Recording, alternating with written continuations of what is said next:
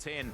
Highlights of race 33 of the season. Beautiful start by the pole sitter, Mark Winterbottom. Couldn't have been any better as he focuses on the title race. Jamie Whincup was able to get ahead of Craig Lowndes, though. Then this skirmish at turn 2. Unfortunately, Lee Holdsworth would take no further part in the race. And look at the battle scars for Dale Wood, and also too for James Courtney. Shane Van Gisbergen on the run down to turn 4. That was a wild ride. And Rick Kelly, it continued the wild ride for he and Cameron Waters. Look at this on the run to the hayshed. That's what damaged our hamburger cam. We wondered that before on Shane Van Gisbergen's car.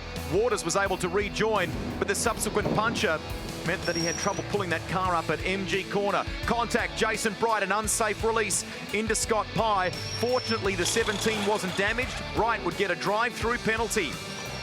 Pit stops, they needed to be perfect today. The key players all pulled up on the marks beautifully. Some interesting strategy plays.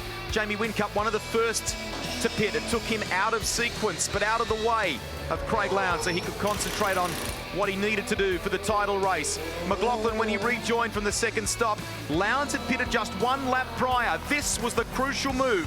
Red Bull Racing knew that Volvo were fast. Lowndes needed to get that done at turn 1. And try as he might, McLaughlin was not able to close the gap. Lowndes would go on and win it. A late off, a minor one, albeit for Paul Dumbrell, who was in the LD Motorsport Commodore for Nick Percat. He kept working away at it.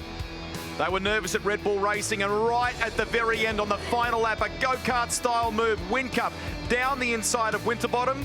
Winterbottom post-race said, "I'm cool with the move." They don't look happy about it at Pro Drive. Up front, victory went to Lowndes. It's a near perfect point scoring weekend for him in the title race. They've found good speed at Red Bull Racing, and it is on in the race for the team's championship, the race for the drivers' championship. Between these two heavyweights of our sport, it will go to the Coates Hire Sydney 500 in a fortnight's time.